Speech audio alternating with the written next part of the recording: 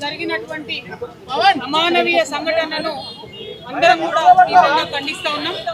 ప్రధానంగా కుటుంబ సభ్యులందరూ కూడా మరి చాలా పట్టుదలతోని పాప ఏదైతే 2 నెలల పాప మరణించిందో ఆ చావుకు న్యాయం జరిగేంత వరకు, ఆ చావుకు ఆ చిన్న బిడ్డ చనిపోవడానికి కారణమైనటువంటి వారికి శిక్ష పడేంత వరకు మరి మేము పట్టుబట్టి పోరాటం చేస్తామని కుటుంబ సభ్యులందరూ కూడా చెప్తా ఉన్నారు.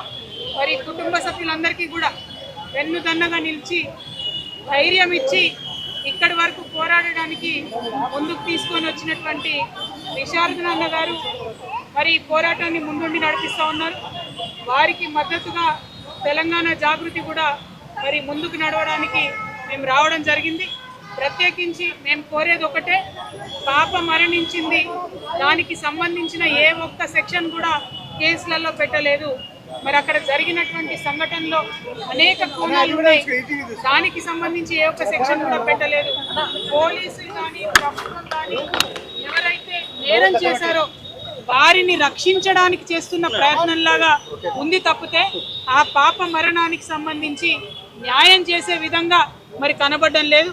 మరి తల్లి మౌనిక కావచ్చు, యావత్ కుటుంబం కావచ్చు, వారికి మేము ప్రగాఢంగా సంతాపం తెలియజేస్తూ ఉన్నాం.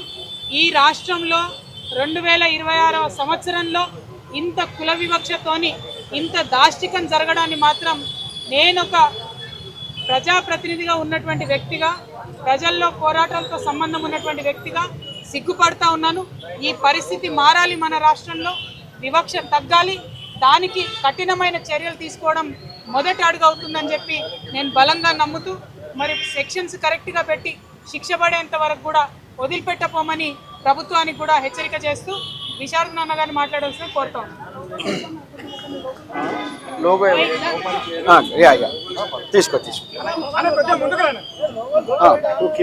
మీరు ముందుకు రైట్ ఓకే ఓకే. ఈ నాగర్ కర్నూలు సంఘటనలో బాధితులకి ఎలాంటి న్యాయం జరగడం లేదు.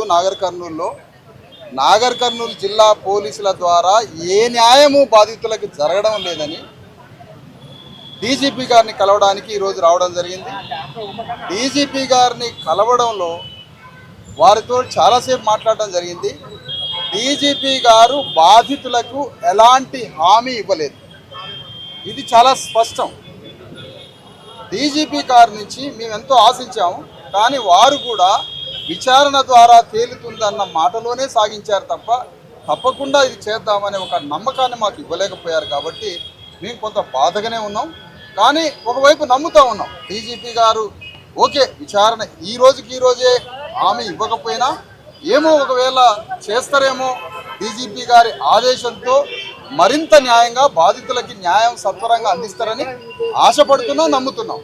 ఒకవేళ డీజీపీ గారి నుంచి కూడా న్యాయం జరగకపోతే అతిపెద్ద యుద్ధం మొదలైంది తెలంగాణలోని హెచ్చరిస్తున్నాం.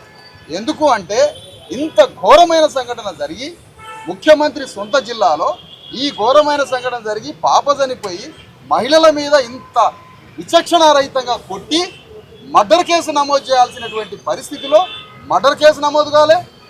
ఆ తర్వాత మహిళల మీద జరుగుతున్నటువంటి ఆకృత్యానికి సంబంధించిన చట్టం సెక్షన్ అమలు కాలేదు. ఏ సెక్షన్స్ పెట్టట్లే, ఎవరిని అరెస్ట్ చేశారో తెలియదు, ఎవరిని రిమాండ్కి పంపారో తెలియదు, ఎవరు ఎస్కేప్ అయ్యారో తెలియదు.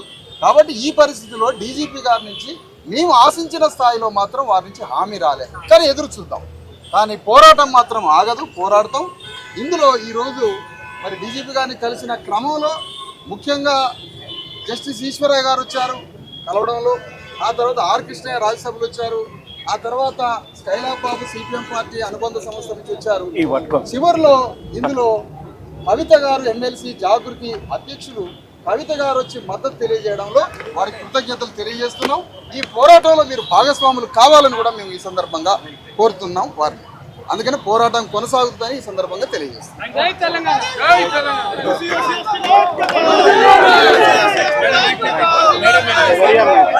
హామీ వాగ్దానం ఏమీ లేదు, విచారణలో అని ఒక సానుకూలంగా మాట్లాడారు తప్ప సత్వర హామీ నాకు రాలేదు.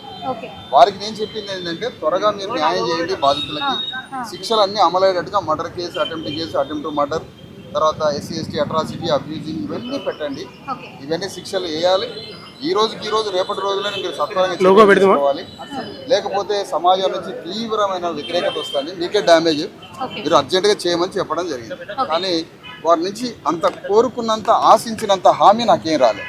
కాబట్టి మా నిరసన కొనసాగుతుంది, మా పోరాటం కొనసాగుతుంది.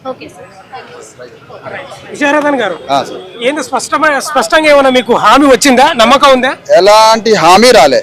కాకపోతే అక్కడ పోలీసుల కన్నా గౌరవంగా మర్యాదగా మాట్లాడడం తప్పకుండా చేస్తాను, తప్పకుండా చూస్తాను, నాకు కొంత టైం ఇవ్వండి, విచారణ జరిపి చేస్తా అన్నాడు. కానీ మేము అంత సాటిస్ఫై కావట్లేదు వారి మాటతోటి. కాబట్టి నేను చెప్పింది ఏంటంటే మా నిరసన కంటిన్యూ అవుతుందని వారికి కూడా చెప్పాను. నేను ఎక్కడ కంటిన్యూ అయ్యింది ఆ నిరసన ఇక్కడ కానీ లేదా నాగర్ కర్నూలులో కానీ మేము మాట్లాడుకొని డిసైడ్ చేస్తాం. ఇప్పుడు ఇది సంఘటన, ఇది సంఘటన, ఇన్సిడెంట్. సంఘటనలో ఎవరు వచ్చినా వారు అగ్రకులమా ఇంకోటా కాదు, ఎవరు వచ్చి ఈ పోరాటంలో కలిసినా కూడా వాళ్ళతో మనం కలిసి ఆహ్వానిస్తాం. దానికి ఏం లేదు, సంఘటన కదా, ఇన్సిడెంట్ కదా. బజార్లో ఎవడో కొట్లాడుతాడు, ఎవడో నరుకుతాడు, ఎవరో ఒకడు వచ్చి దానికి ఏదో సపోర్ట్ చేయడానికి వస్తాడు. నీ క్యాస్ట్ అని అడగలేదు. పార్టీ పోరాటాలు వేరు, ఉద్యమాలు వేరు, ఒక సంఘటన మాత్రమే. సంఘటనకి ఎవడొచ్చినా కూడా తీసుకుంటాం.